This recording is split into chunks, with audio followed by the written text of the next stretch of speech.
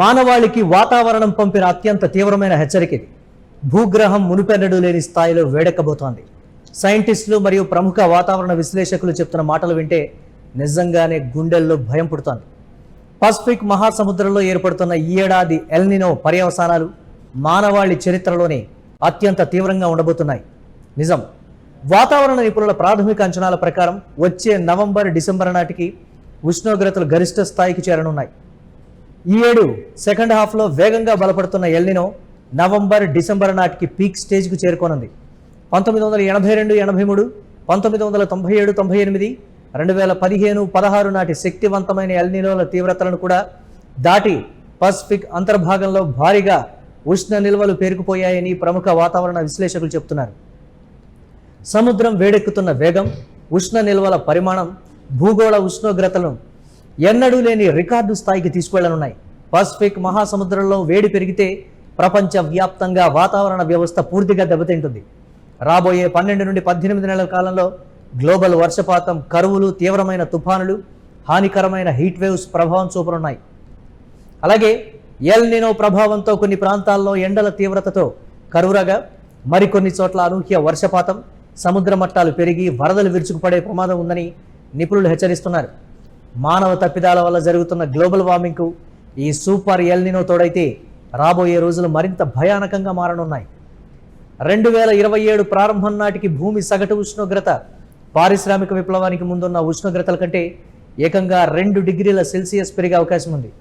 ఇదే నిజమైతే గత కొన్ని వందల వేల సంవత్సరాల్లో మానవ జాతి చూడని విపరీతమైన వేడి వాతావరణంలోకి భూగ్రహం అడుగుపెడుతుంది. మొత్తానికి రాబోయే కొన్ని నెలలు భూగోళానికి, మానవాళికి అత్యంత తీవ్రమైన పరీక్షాకాలంగా మారనున్నాయని శాస్త్రవేత్తలు స్పష్టం చేస్తున్నారు. అయితే మరి ప్రకృతి హెచ్చరిస్తోంది, కానీ రాబోయే పరిస్థితులకు మనం సిద్ధంగా ఉన్నామా అన్న ప్రశ్నకు జవాబు లేదని చెప్పాలి. అయితే global climate warning, super El Nino తెస్తున్నటువంటి మహా సంక్షోభం తలుచుకుంటేనే మనిషికి నిద్ర పట్టదు. ప్రకృతి మానవాళికి విసిరిన అత్యంత భయానకమైనటువంటి సవాల్ ఎల్నినో. పసిఫిక్ మహాసముద్రంలో వేగంగా పెరిగిపోతున్న ఉష్ణోగ్రతలు రాబోయే రోజుల్లో భూగోళాన్ని ఒక నిప్పుల కొలిమిలా మార్చబోతున్నాయి. నిజం. సైంటిస్టులు, ప్రముఖ అంతర్జాతీయ వాతావరణ సంస్థల అంచనాల ప్రకారం ఈసారి విజృంభిస్తున్న సూపర్ ఎల్నినో ప్రభావం గతంలో ఎన్నడూ లేని విధంగా మానవాళి ఉనికికే ముప్పు తెచ్చేలా ఉంది. అసలు ఎల్నినో అంటే ఏంటి, ఇది ఎందుకు అంత ప్రమాదకరం అనేది ఒకసారి చూద్దాం. సాధారణంగా తూర్పు పసిఫిక్ సముద్రంలో వీచే గాలి వేడి నీటిని ఆసియా, ఆస్ట్రేలియా వైపు తోసివేస్తాయి. కానీ ఎల్నినో సమయంలో ఈ గాలులు బలహీనపడతాయి లేదా దిశ మార్చుకుంటాయి. దీనివల్ల పసిఫిక్ మహాసముద్రం మధ్య తూర్పు ప్రాంతాల్లో నీటి ఉష్ణోగ్రత సాధారణం కంటే చాలా రెట్లు పెరుగుతుంది.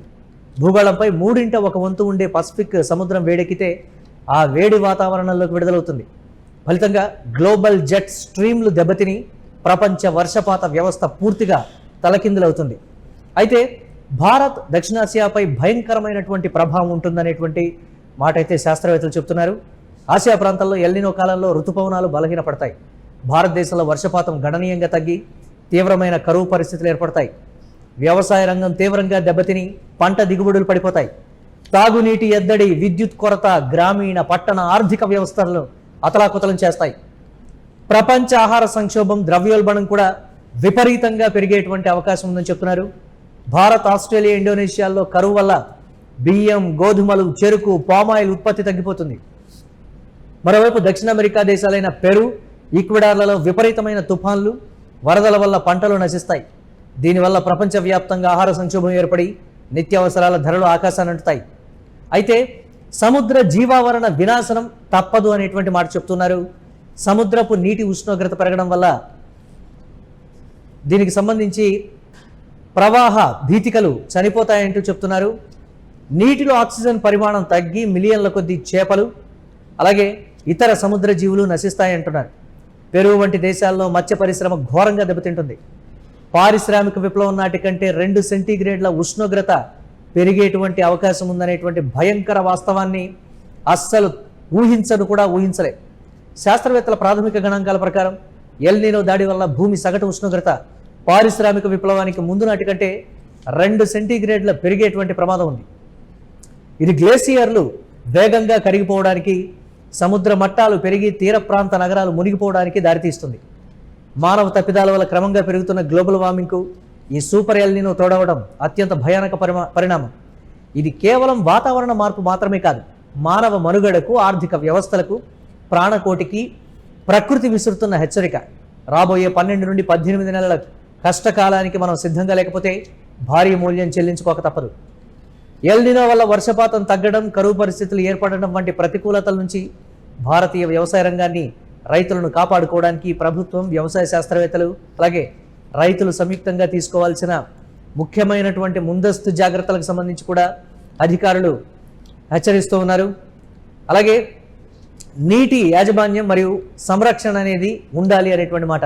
అంటే బిందు సేద్యం, పిచికారీ సేద్యం, వాటి మీద దృష్టి పెట్టాలని చెప్తున్నారు. సాంప్రదాయ నీటిపారుదల పద్ధతుల కంటే నీటి ఆదా చేసే మైక్రో ఇరిగేషన్ వ్యవస్థలను విస్తృతంగా అమలు చేయాలి. ప్రతి పొలంలో వర్షపు నీటిని నిల్వ చేసుకునేందుకు కుంటలు తవ్వడం వల్ల అత్యవసర సమయంలో పంటలను కాపాడుకోవచ్చు. అలాగే కాల్వలు, చెరువుల పూడికతీత, వర్షపు నీటి నిల్వ సామర్థ్యాన్ని పెంచాలని కూడా చెప్తున్నారు.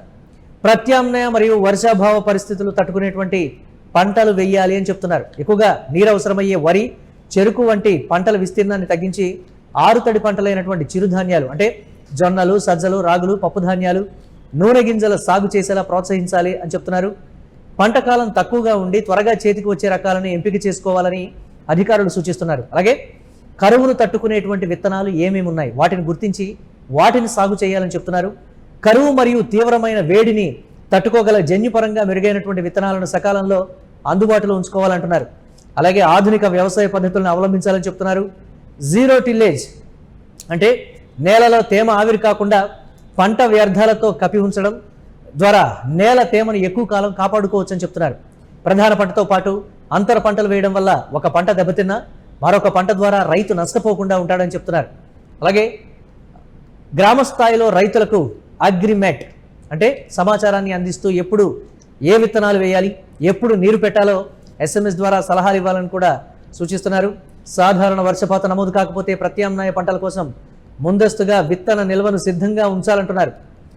ఎల్నినో ప్రభావం వల్ల పంట నష్టం జరిగితే రైతులకు ఆర్థికంగా ఆసరాగా నిలిచేందుకు ప్రధానమంత్రి ఫసల్ బీమా యోజనను పూర్తి స్థాయిలో వర్తింపజేయాలని కూడా అధికారులు ప్లానింగ్లో ఉన్నట్లుగా తెలుస్తోంది.